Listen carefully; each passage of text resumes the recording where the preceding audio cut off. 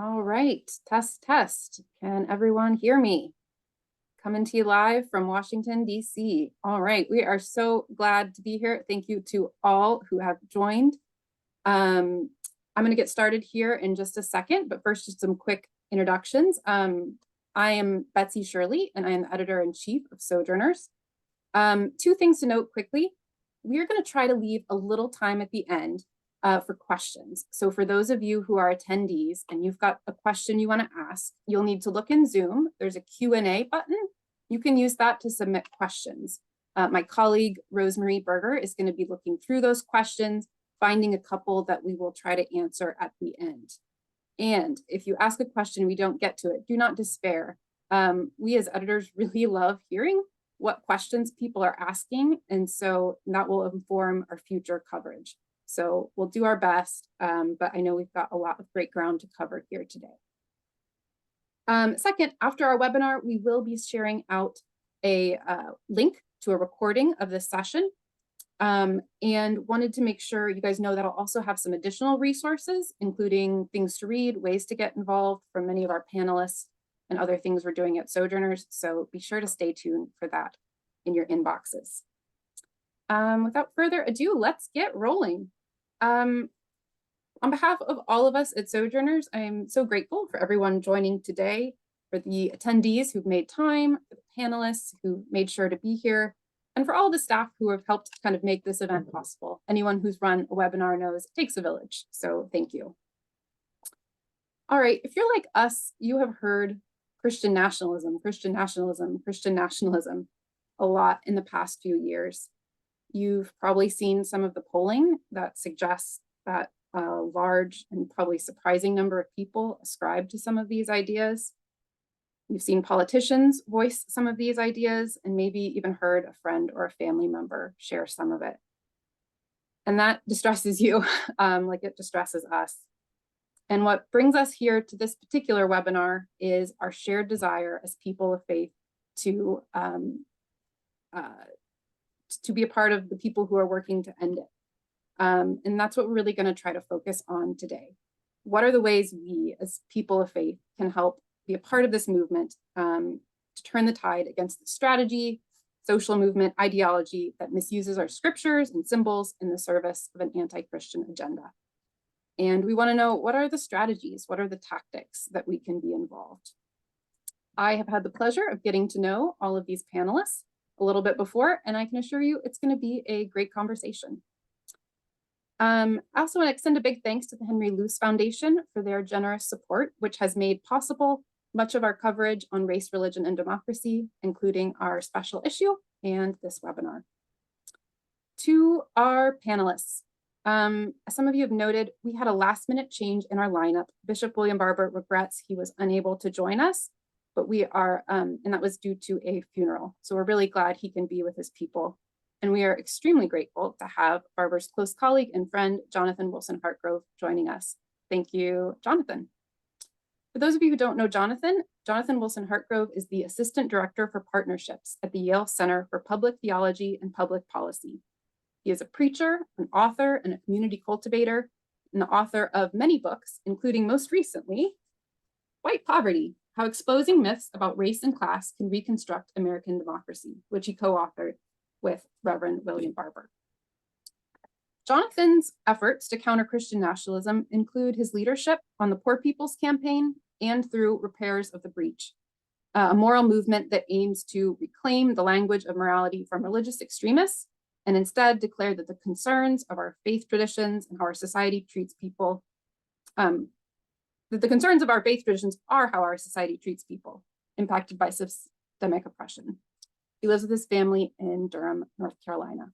Welcome, Jonathan.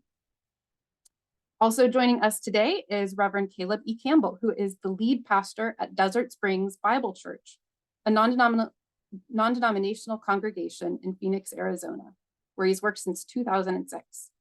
He's a doctoral student at Fuller Theological Seminary and serves on the board of United Pastors of Arizona, a statewide regional director of the Surge Network, and is one of the founders of the J29 Coalition. Caleb's work to counter Christian nationalism is outlined in his book, Disarming Leviathan, Loving Your Christian Nationalist Neighbors, which also have here, great book. And this book is born out of his own heartbreak in discovering that many of his own friends, congregants, and community members adhered to these Christian nationalist ideas. Through his book and the work as founder of Disarming Leviathan Ministry, Caleb offers practical tools and hope-filled messages of the gospel of Jesus to people in their communities, churches, and families. Reverend Dr. Pamela Cooper White is an emerita professor of psychology and religion at Union Theological Seminary, where she also served as dean and vice president.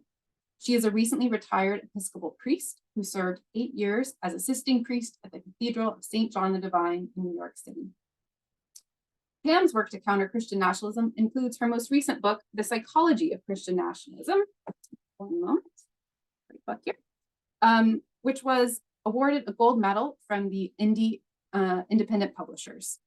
In the book, Pam uses her expertise both in ministry and psychology to offer practical suggestions for those trying to engage in conversations with Christian nationalists, as well as tips for when those conversations both are and aren't most productive. She lives and joins us from Pennsylvania. Last but not least is Reverend Adam Russell Taylor, who is the president at Sojourners and the author of A More Perfect Union, a new vision for building a beloved community. I know personally that he's a gifted preacher and lecturer ordained in both the American Baptist Church and the Progressive National Baptist Convention. He serves also in ministry at Alfred Street Baptist Church in Alexandria, Virginia. Adam's work in countering Christian nationalism includes his speaking and writing ministry, as well as his leadership as one of 4 core leaders of Faiths United to Save Democracy, a nonpartisan, multiracial, multi-faith, multi-generation voter protection campaign. It's focused on the states of Alabama, Arizona, Florida, Georgia, Michigan, North Carolina, Ohio, Pennsylvania, Texas, and Wisconsin. And countering the coercive strategies of Christian nationalism, Faiths United to Save Democracy wants to engage faith leaders and everyone so that we can all help decide the future we want through free and fair elections.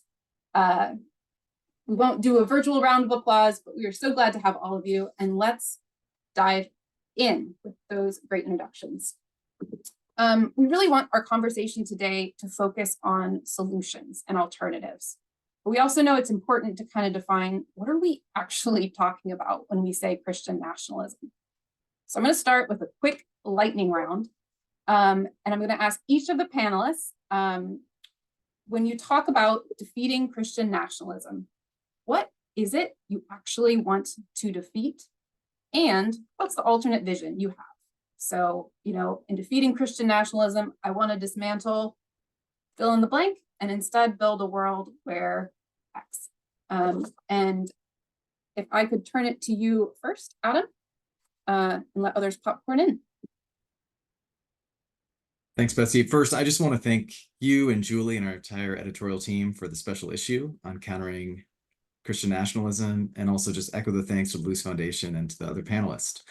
I recognize that Christian nationalism can be very confusing. So my most succinct definition is countering, dismantling what I think is primarily a political strategy and ideology that believes that the kind of true Americans are Christian and are often white Christian Americans, and also adhere to kind of a certain brand of Christianity that really is a perversion of Christianity, and that the US government should advance and enforce a kind of Christian worldview that would take us in the direction of theocracy.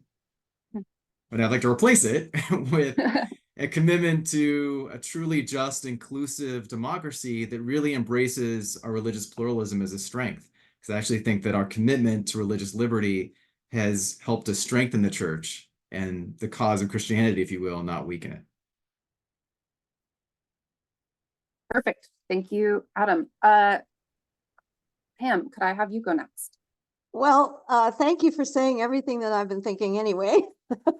But I will say, I believe that it's white nationalism that's cloaked in an extreme and distorted version of Christianity, very conservative Christianity.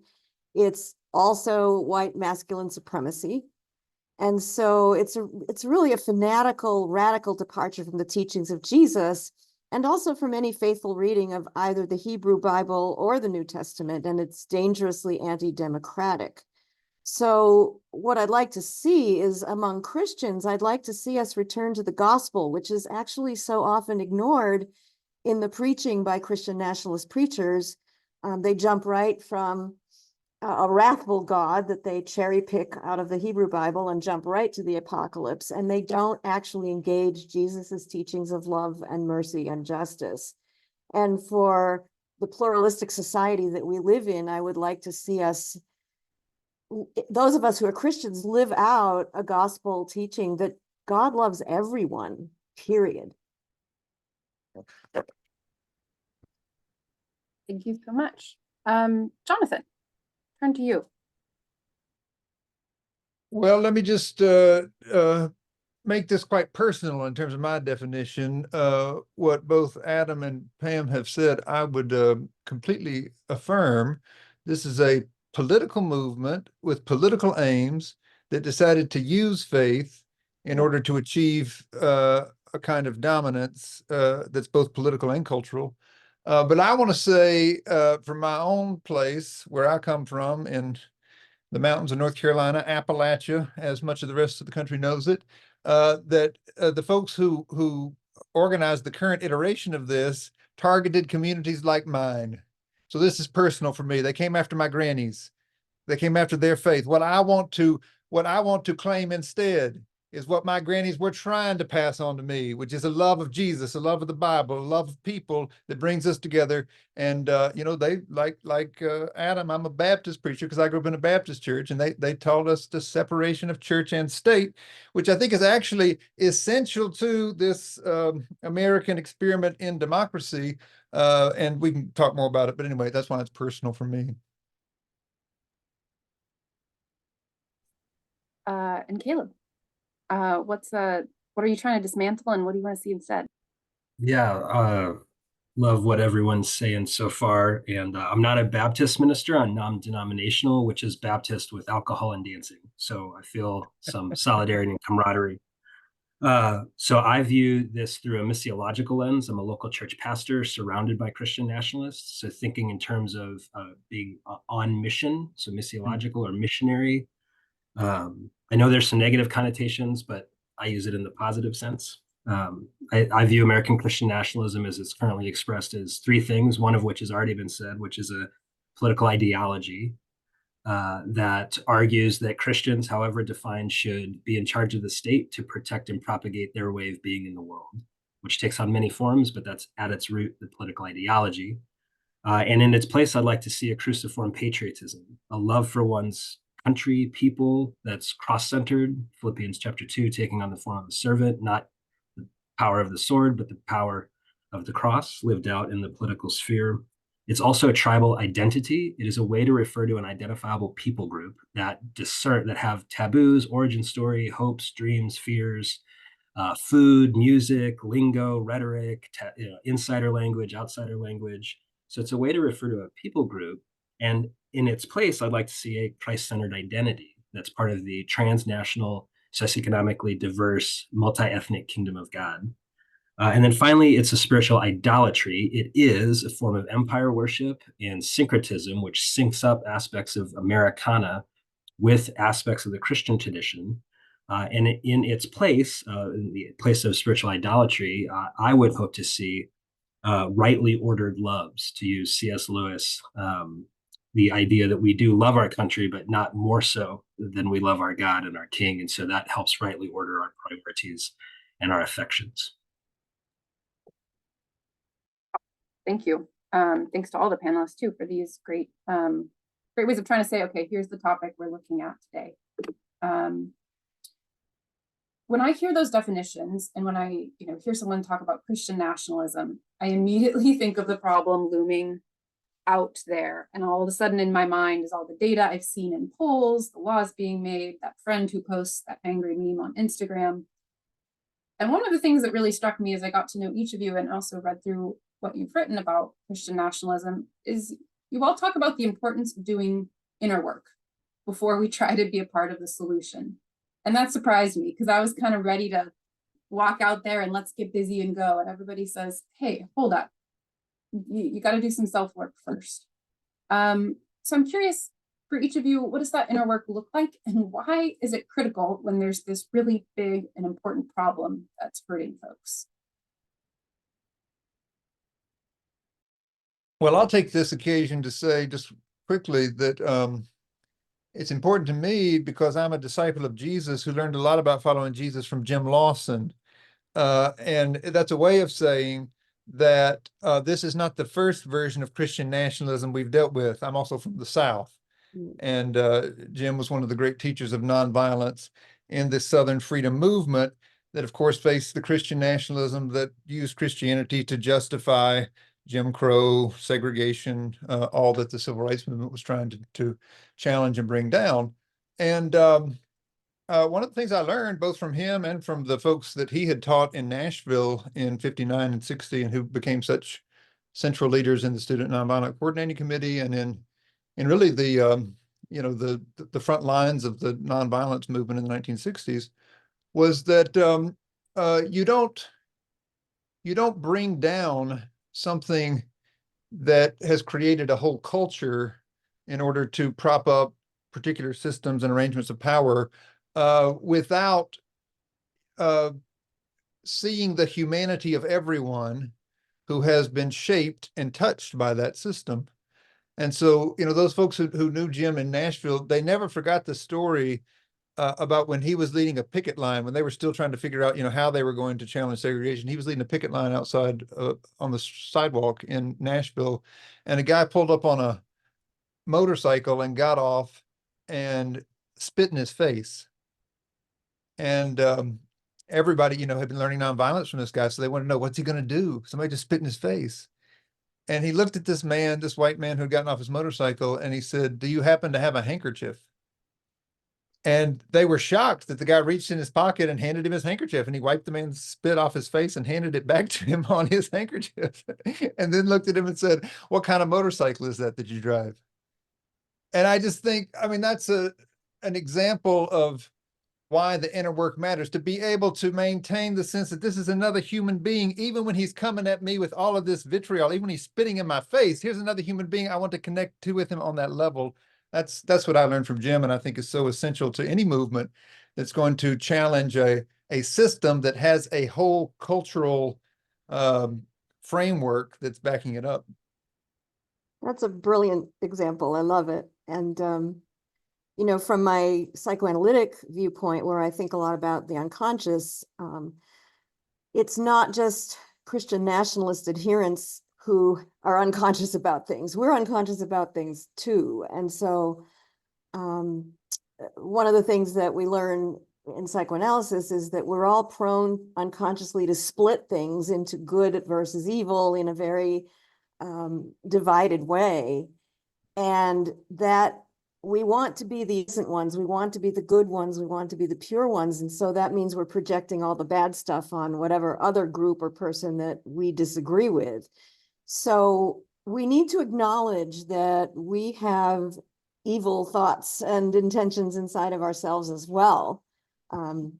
Theologically, you could talk about that as sin, but that we all sin and we all have these tendencies to want to see the other people as the bad guys. And so we need to stop demonizing people who are in this movement, many of whom were drawn in, and I'll talk about that later maybe a little bit, but many of whom were drawn in by people who wanted power and money for themselves. But a lot of the people, your grannies, Jonathan, are being recruited in ways that they don't even recognize at the beginning, and they just get sucked in. So to recognize the humanity of those folks and to recognize we have common ground with them, no matter what else we disagree about, really requires that inner work of recognizing that we're not perfect and we're not pure either.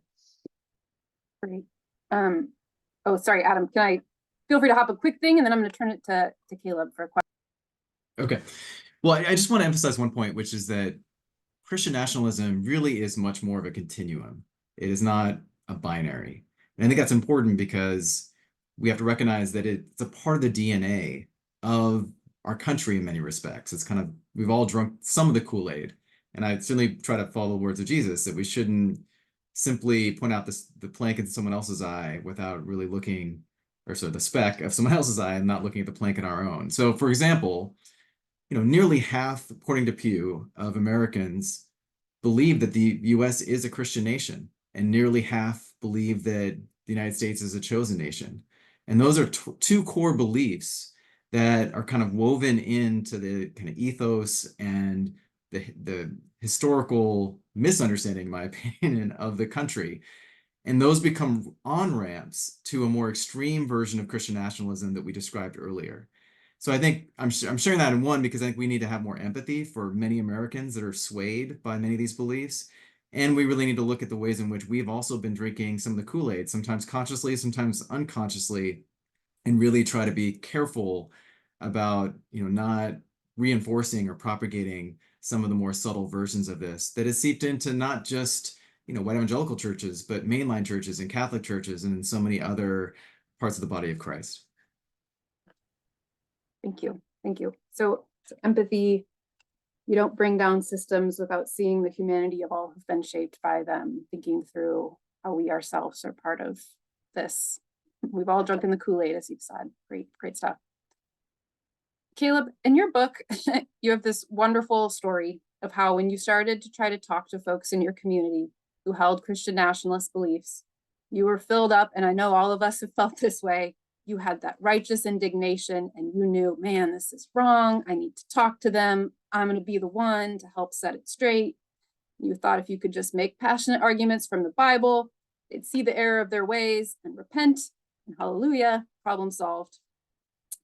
How'd that work out for you? And what'd you learn? Yeah. So I initially approached American Christian nationalism as an enemy to fight, a heresy to defeat. It ripped through my community with, 80% of our congregation that was here in 2016 was gone by the end of 2020.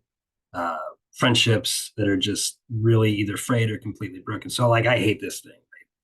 And so I thought, okay, I'll defeat it with Bible, right? I'm a Bible church pastor. If I could just out Bible these people and they'll see the way of truth more clearly. And came to realize after engaging with so many of them, I spent a few years undercover at our local Christian nationalist organization, Turning Point USA, which meets every month 3 miles down the street from where I'm currently sitting. And the more I spent time with people, the more I realized for the majority of the people on the ground, they believe this in earnest. They believe it's the real thing, that it's fidelity to Christ.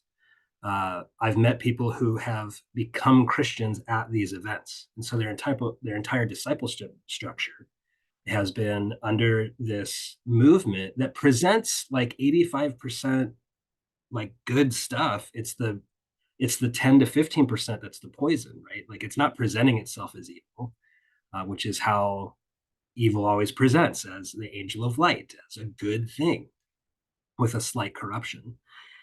Also recognizing that every time I would go head to head with someone over facts or data, it never works. No one has ever said, oh, thank you for sharing that new data with me. Because what's going on in the head, Jonathan Haidt hits on this in his book, The Righteous Mind. What's going on in the head is actually deeply connected to what's going on in the heart. And one of the ways that the grift works is people want it to believe that it's true because it helps make sense of a broken and chaotic world. And so thinking missionally, when I hear people advocate for things, facts in their mind that I think are off base, crazy, heretical, if we don't connect heart to heart first, we're going to go nowhere. And so instead of thinking in terms of I'm an enemy combatant trying to fight, instead approaching it as a healthy missionary, one beggar telling another beggar where to find bread, as my grandma used to say. And connecting heart to heart. And I would just notice in the ministry of Jesus, he flipped tables once. And table flipping sometimes is needed, but he did it once. And I think that's instructive for us. And he drove away. But look at how many times he set tables. One theologian noticed that Jesus ate his way through the Gospels. Why was he always doing ministry at tables? Because it's at the table with a bunch of misfits together that people's hearts felt safe to be able to explore how the way of repentance might manifest in their lives. And so taking a missional approach to engaging people who have given themselves over to American Christian nationalists gives us the opportunity to actually seek restoration by first practicing hospitality and letting them know, I'm not your enemy. I'm not trying to defeat you. I'm not trying to hate you. I want to connect with you. And this is this is one of the hardest prayers to pray, by the way. If I can't pray this prayer, it's not time for the meeting yet. And here's the prayer. Lord, what do you want to teach me through them? Because if I'm coming in thinking I've got all the answers, thinking that I'm smarter than them, better than them, more righteous than them, the game is lost because I'm coming in with a superiority complex of my own. And instead coming in with humility, saying, how can we co-journey towards Jesus together? And that happens when we practice the art of table setting. And I've been able to see that many times here in Phoenix, and I know that others around the world. And that's why self-care is so important. Introspection is so important, because if I'm meeting anxiety with anxiety or meeting rage with rage, I'm only contributing to the problem. And just one last thing real quick, Bible guy, have to quote a Bible verse. Galatians 6:1-2 says, if any of y'all are ensnared in an evil, you who are spiritually mature, seek to restore that person gently, and watch out for your own self, lest you too be tempted. Therefore, bear one another's burdens and thus fulfill the law of Christ. And I think that caution to watch out for my own self, and also recognizing that the objective here is not defeating my enemies, but restoring a brother and sister. That can help create a helpful guide in this posture. Super powerful. Continuing the conversation, Pam, with your background in psychology, it's hard. It's hard as someone who spends her day as an editor, as a journalist. Oh, what do you mean that my facts won't help persuade people? Right. What can your expertise tell us about why people are drawn into this ideology and how that can help us talk with them if we're in a one-on-one situation? Well, I just appreciate what Caleb says and also has written so much, because I think he's right on from a psychological perspective as well. I talk about a triage approach where you try to decide, is it a green light, a yellow light, or a red light? And that you can't talk with everyone who is, particularly somebody who's really gone down the rabbit hole and is completely convinced, and their identity is caught up and their spirituality is caught up in this rhetoric, and also a strong sense of belonging that they don't want to give up. Because they've got a bubble of people around them and on social media who believe this. And so they don't want to lose friends. They want to stay in their bubble. So I say first, if you think there might be, a yellow light, maybe you could put a toe in the water. You need to ask yourself, am I the right person to do this?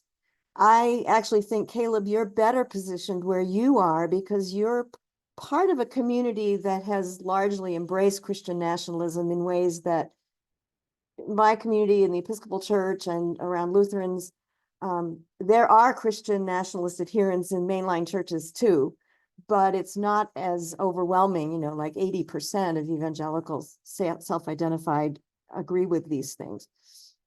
I'm probably not the right person to have that conversation unless they draw me in some way. Is this the right place? Having a Bible match on who has the better scriptures, that's not going to happen in a lot of places where that's welcome. And also, is this the right time? If someone is sick, if they're upset about something else, if they're tired, or if you are, it's not the right time. And I often say at the Thanksgiving table, if a lot of wine has been flowing, that is not the right place or the right time, and you're probably not the right person. So that's the initial thing. You just have to check yourself and not assume that you're the savior of this situation. And then I think, as much as Caleb is saying, building and maintaining relationship has to come first. Argumentation does not work, period. It just doesn't. It just raises the other person's defenses. And I like Jonathan Haidt's book, The Righteous Mind, also because he identifies different virtues or different values, that people lean in toward more than others. And he uses Democrats and Republicans, but more liberal people lean toward things like care and fairness. More conservative people lean toward things like duty and loyalty and sanctity. But we all share all of those values, just in differing degrees. So maybe there are places where we can come together around a shared value that helps us to see each other. And respect and kindness, approaching somebody with the idea that you're going to heal them is really condescending, or the idea that you're going to correct their crazy mistaken opinions, even if that's what you really think, nobody would appreciate hearing that. So we have to listen more than we talk. We have to make I statements. If we're going to share what we believe, we don't just make universal truth claims saying, well, Jesus would completely disapprove of this, as opposed to saying, well, from my perspective and the way I grew up, this is what I'm feeling about this. And finally, empathy. You need to understand where they're coming from. And this, I love going back to the grannies. There are people who have a lot of stress and pain in their lives, and mostly they're not turning to the church. If they're going to a church that has that 15% or more of the Christian nationalist message, they're going because they want belonging. They want to find Jesus. They want to find community. And so they get pulled into this, but there are very good reasons why they might be susceptible. And so we have to have empathy for what people's real stresses are in their lives and what's going on with them. And empathy doesn't mean sympathy. It doesn't mean you have to agree with them. It just means you need to respect where they're coming from. So the last thing I'm going to say is there are occasions where you just have to walk away or not engage. That's hard as a pastor when somebody's in your face about something, but you have to be able to channel your energy and your outrage into other things like education and advocacy for social change, legislative work. And I appreciate Sojourners so much. I'll stop here, because you give a voice to progressive evangelicals in the public square and say, no, not all Christians believe this. There is another way of understanding this, and we need to follow the gospel. So I'll end with that. Yeah, thank you. So much good information here, but we're going to keep going. We've talked about tables, the importance of table setting. We've mentioned Thanksgiving tables. We're all thinking about gathering with family. I want people who are attending this webinar to leave with some really practical tips. If you have kind of gone through that stoplight approach, you've done the inner work, you've checked yourself, and you're like, no, this is a moment where I think I could talk to this person about why I don't share their beliefs. What practical tips would you all offer when trying to have those one-on-one conversations? With just a preview of coming attractions, we're going to shift after this question from these kind of interpersonal moments to more collective. But we'll stick with the interpersonal for just a sec.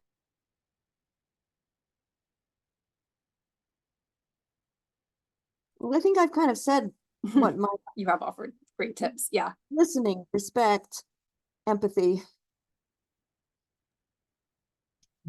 For me, and I explore a lot of this in the book Disarming Leviathan, with like a field guide for how to navigate the conversations. And just briefly, one is, lead with hospitality. Two, be curious. A good missionary is a good student of culture. Assuming the best, not the worst. Recognizing that everything that comes out of their mouth is connected to something in their heart.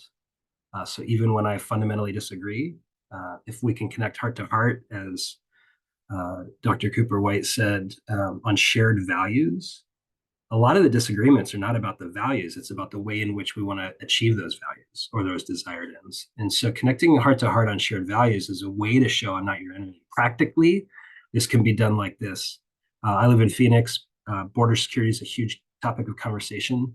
I want to say things like, I think the government should do its work to protect our community. I'm not your enemy, right? I'm not advocating for a one world government or that the government should do nothing. Two, I want a safe community for little Johnny and Sally, right? My niece and nephew. 3, I wrestle with the teachings of Jesus to welcome the stranger. I feel a tension in my own heart about how we do that. What do you think? And what I'm trying to do is show the issue that they have resolved with this xenophobic statement. It's actually connected to a tension that I also feel.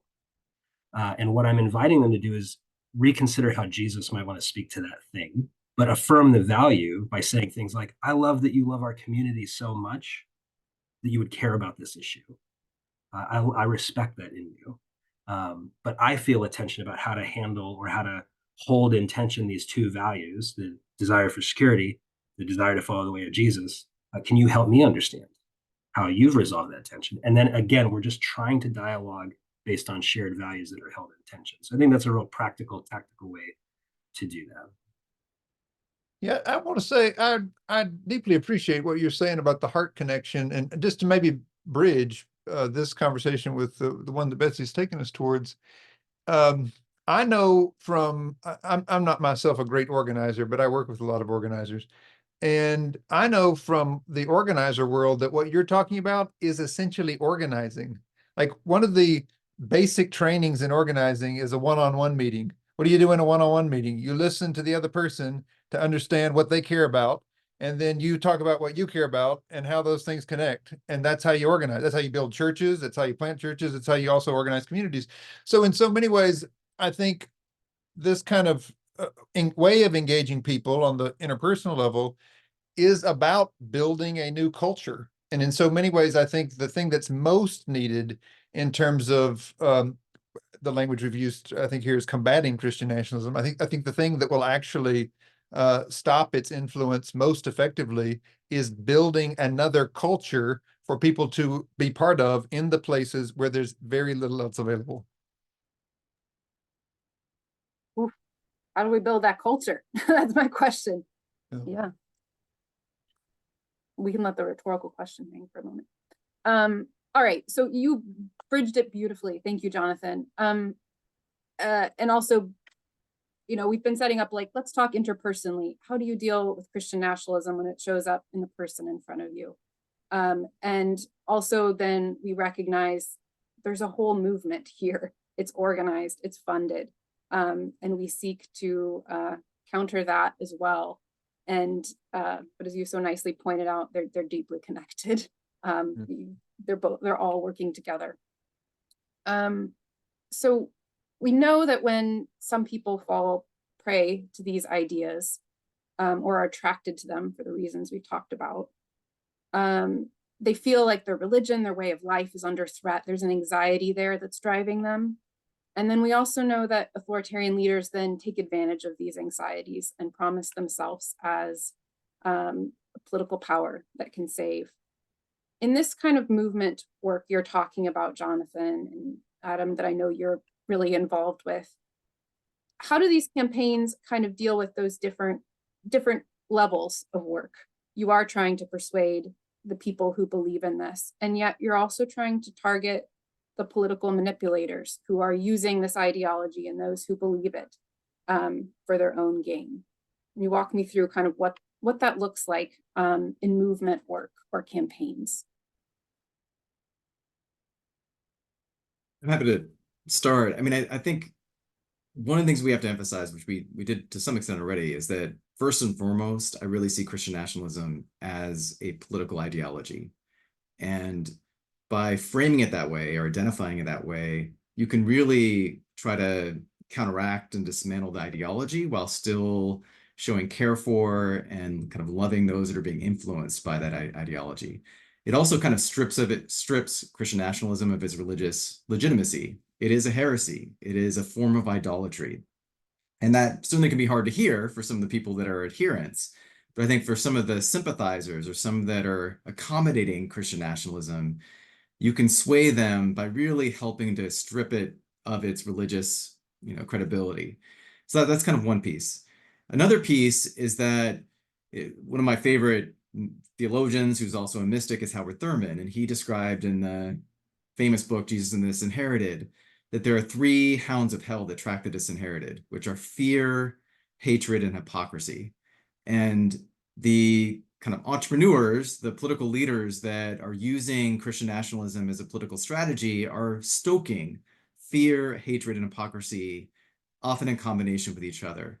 And so I think we have to kind of really name that and talk about some of the organizations and leaders that are doing it. So, if you've never heard of the National Policy Council, it's important that you're aware of it. It is a group of very wealthy, conservative, Republican donors and in many cases Christian leaders of organizations like Turning Point USA and the Family Research Council and many others that have really formed what I would argue is kind of an unholy alliance that have really been driving this political strategy to stoke a lot of white grievance and to fuel a Christian nationalist movement that is in allegiance with the kind of MAGA movement and with former President Trump. And so kind of understanding that there is a whole funding machine and architecture behind this movement that is, again, primarily political and not grounded in real religious conviction or, kind of good theology is really, really important. The other thing last thing I'll just emphasize really quickly is that I think we need to emphasize the degree to which Christian nationalism poses a threat both to the health of our democracy and to the health of the church itself, of the integrity of the witness of the church. And, some people are going to be more swayed by the democracy argument. Some people are going to be swayed more by the health of the church argument, but both are absolutely true.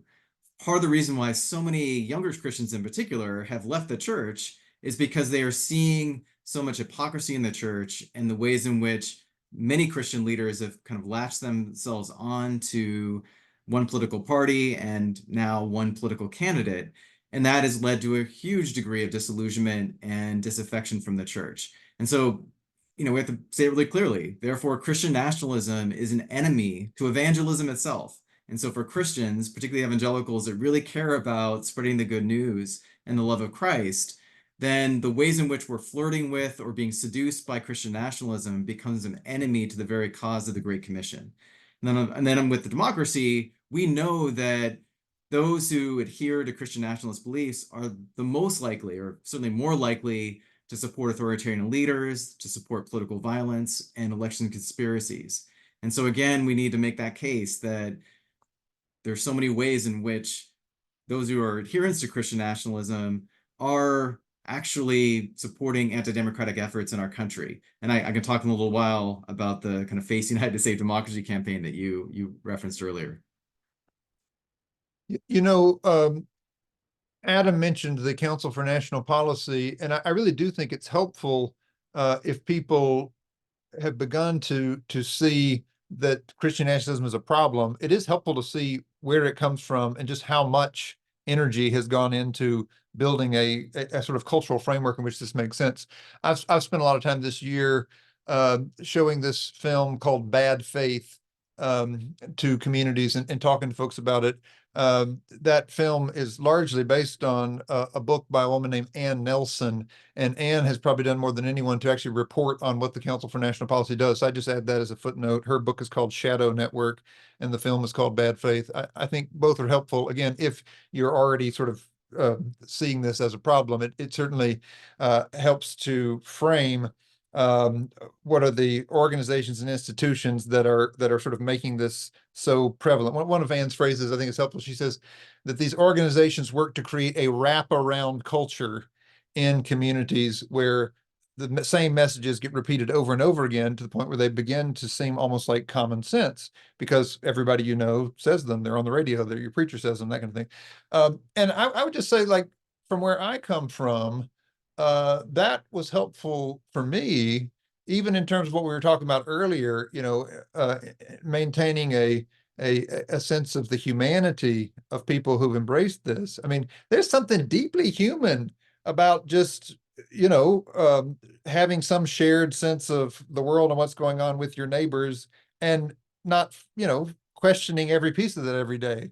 Like, that's true of all of us, wherever we are, and to pretend that, like, I wouldn't be like that if I weren't, with those same people is in some ways to sort of pretend that we can somehow, live outside of human community. So that's why I really believe that, what's needed to combat this is building culture.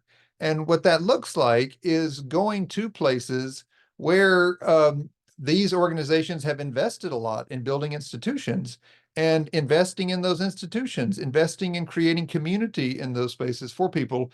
And the group that I've been working with the most to do that is called the Poor People's Campaign, but I'll tell you quickly why. I grew up in this particular community that I was talking about. We were inundated with this stuff. And the politics of Christian nationalism has not been good for most people in those places. And so poverty has increased in my home community since I grew up. But there's one particular problem that came along because of, this language has already been used, but an evil alliance between corporate greed and political abandonment. In this particular case, it was coal ash ponds that the company that ran the utility would, burn the coal to make the power, and then put these ponds where they would dump the coal ash, and arsenic leached into the groundwater. And it turned out this was making all these people sick. Now, I knew this because I check in with my parents every Sunday evening, and they would tell me, about the prayer list at church, and I thought, Lord, the church ain't that big. How do so many people have cancer? So many people my age were dying, and it wasn't until I went back with the movement, the Poor People's Campaign, went to Stokes County where I grew up, and we had a forum where people shared their stories. And there was white folks, and it was black folks, and it was people who lived close to these ponds. And a theomusicologist, a sister who was with us, she wrote a song that simply said, "Somebody's been hurting my people, and it's gone on far too long, and we won't be silent anymore." She wrote the song listening to those people in my home community talk about how this coal ash had poisoned them. And in so many ways, I mean, I sing that song all over the country now with communities that are coming together as part of this campaign. But it's deeply moving to me to know that it took bringing people together to share their stories in that place in order to be able to express that grief together. And that wasn't happening because no one had invested in creating that kind of space. And you danced right into what I was thinking, which is, you've written a lot about race and class, especially most recently. And maybe just to spell it out a little bit, why do we have to pay attention to race and class when we're thinking about Christian nationalism? How does that strengthen the work against it? Well, quickly, I would say my read is that race was created in the modern world to prop up systems of exploitation that only benefit a small number of people. And that we often sort of get stuck in arguments about race that are about how we've internalized, the various versions of racist stories that have been told, and used, those different interpretations of the story to differentiate ourselves from one another. But I mean, Dr. King said, that the Southern aristocracy had bet on being able to pit the poor white folks against the poor black folks in order to maintain power. And I think that's roughly the whole story of, the plantation economy, which has become what we now call the global economy. So, so race is right at the heart of this, but race primarily as a tool to divide people who have many reasons to come together. And currently, that division is most often happening through this manipulation of religion that we call Christian nationalism. So I think, combating Christian nationalism is about bringing people who have been harmed by this division together to form a common cause around issues that impact all of us. And that can concretely happen when we talk about things like, poverty wages, right? Which is bringing together a multiracial movement across this country for living wages. And, that I think is a movement that has incredible potential to shift the possibilities in terms of our democracy. But it's one that also, fits right in with the gospel, right? So the church can be present, to these workers who are organizing. They're often already in your pews, if you're in a congregation, but maybe we haven't thought much about how the gospel as good news to the poor means that we're called to be about building community, not just within the church walls, but also, in movements to raise wages in our country.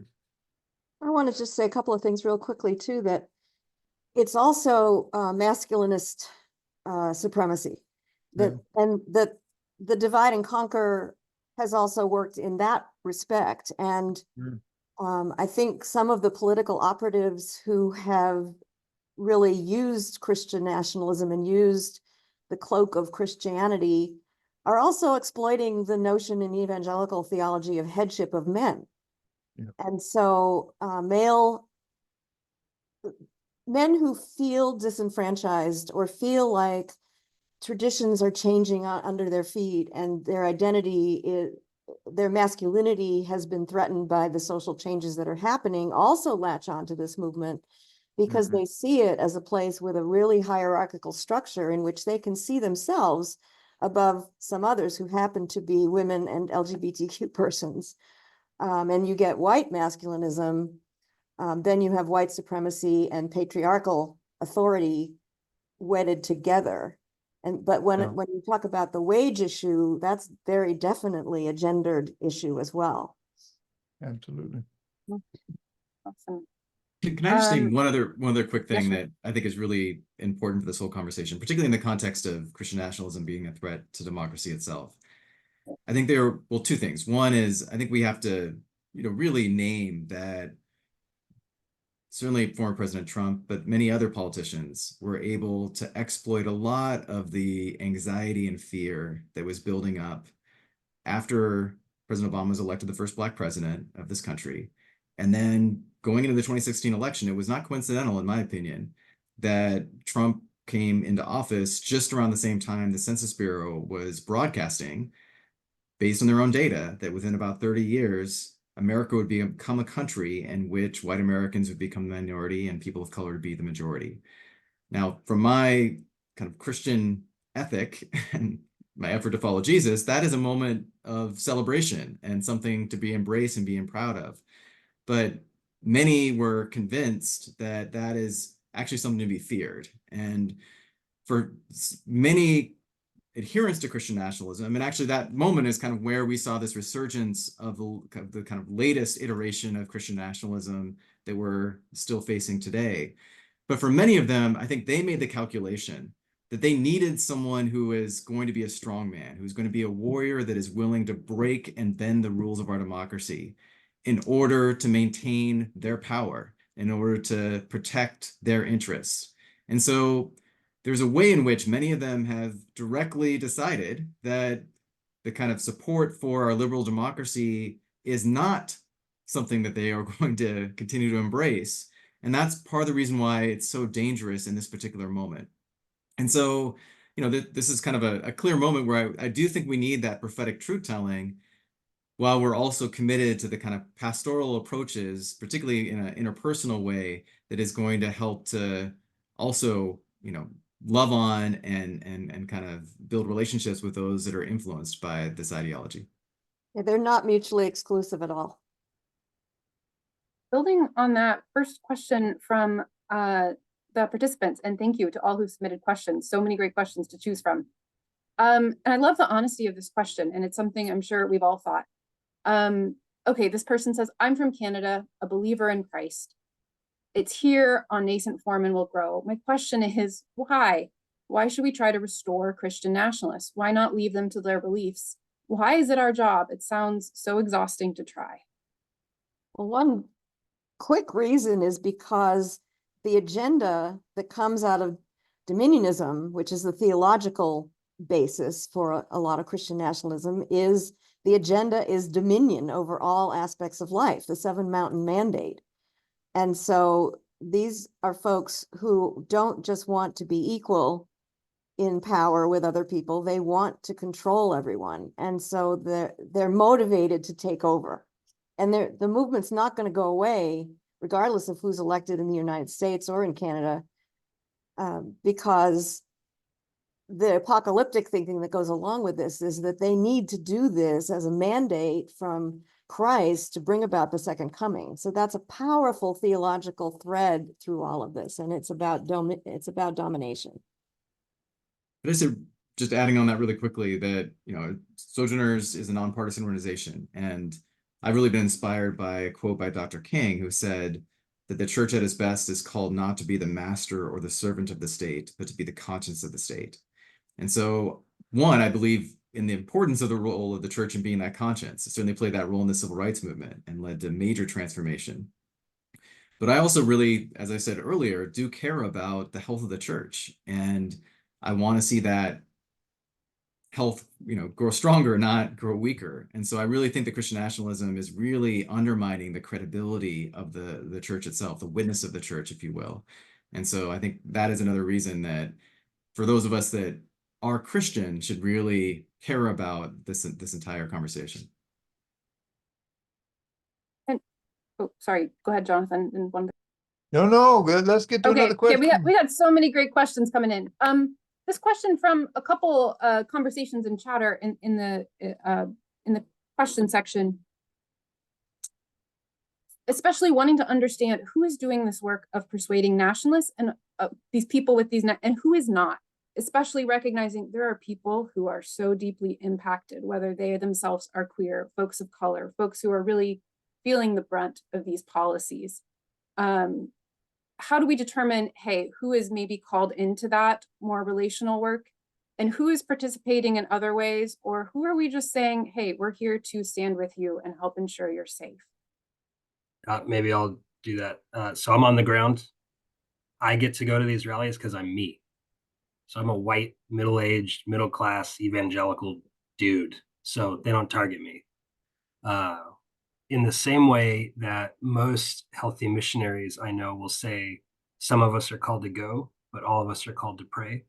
I think that same principle holds true, that not all of us are called to go and do undercover work at the rallies, which, I mean, my name is Caleb. Caleb in the Bible was a super spy. So I feel like if I was a Pentecostal, it'd be like a word from the Lord, but I'm a Bible church guy, so it's a coincidence. But the wisdom of discernment of each individual's calling is not only with Christian nationalism, but with everything, our vocations, our families, things like that. I think being attentive to the Spirit, being in communities of other believers and asking, do you see this in me? Do you think there's any reason not to? I mean, all of those discernment questions that we filter a lot of our other decisions through, I think in the same way here. I would just caution anyone who's categorically targeted for acts or rhetoric around violence, that would give me pause. I'm not trying to put a decision on anybody, but I would just recognize some of us are in proximity because of our ministry calling.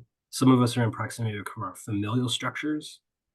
And then others are called to support and pray. I know that I've got a group of people who can't go to the rallies, but when I go, I text them and say, would you pray for me? And then they send me memes and jokes and prayers, and that's helpful to encourage me as I'm part of it. Well, and if you can't go to those rallies and you can't necessarily talk to certain members of your family or whoever, you can go to demonstrations like the Black Lives Matter demonstrations, and you can show your witness in other ways. Certainly people in my family who, I don't know that I would call them Christian nationalists, but they certainly are persuaded by much of the MAGA movement. They know what I think. I don't have to spell it out for them. I'm on Facebook, they know. And then the other thing about discernment and calling is you're not always needing to be in the middle of the fray all the time. We need to also pay attention to our self-care and our safety. And sometimes we need to let other people carry the message and take a retreat. And did I see you about to hop in? Well, I just want to reiterate what's been said, but I think it's important when you start to think about, like, how do you take this on, is that I think it's always tempting to slip into a kind of us versus them. I'm on this side, they're on that side. I would say always be sensitive to the Christian nationalists in you. I mean, in the same way that anti-racism has taught us that, like,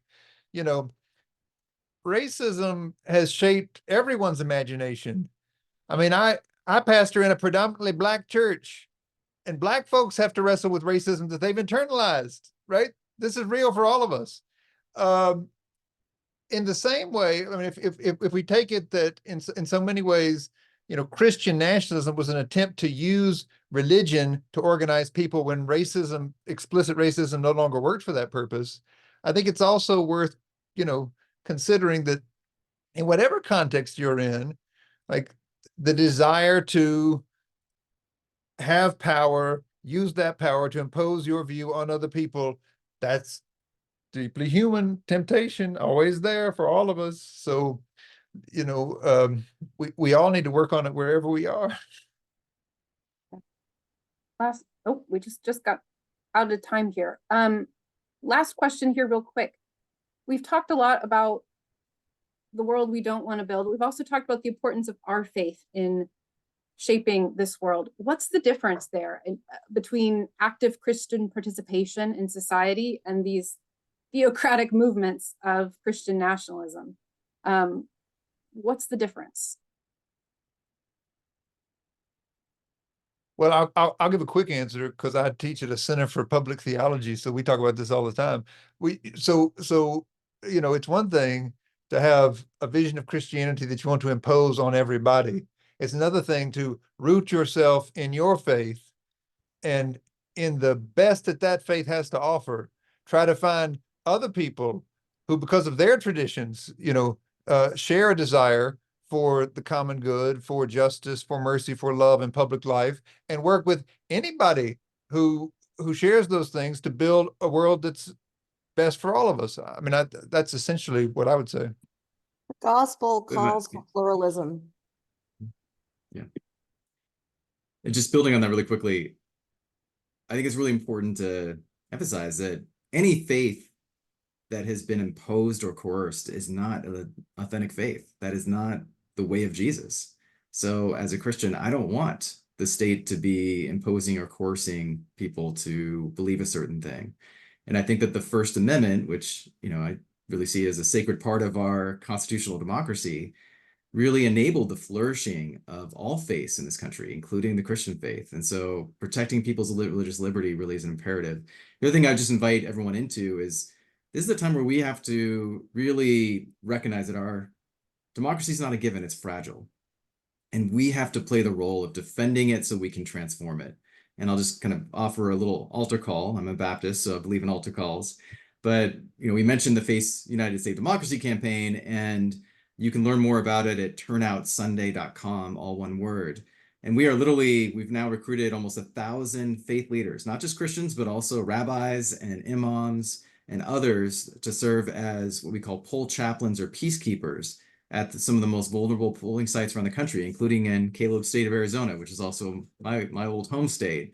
And they are there to provide a moral presence, to answer people's questions, and try to deter some of the intimidation and even violence that may occur on election day. And we're also going to be working post-election to ensure that every vote is counted, that we can get through a smooth and fair certification process, and that we can actually see our democracy again protected, but we recognize that we got to do some things to really transform it. So we invite you into that work. You can learn more about it through Sojourners as well. And just grateful that I bet a number of you watching are already involved in that effort with us.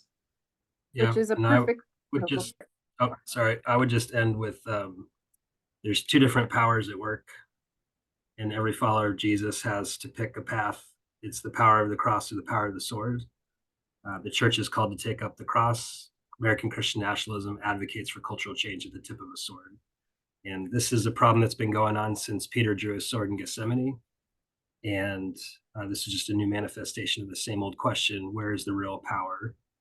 And true transformative powers and the resurrection power of Christ and his cross.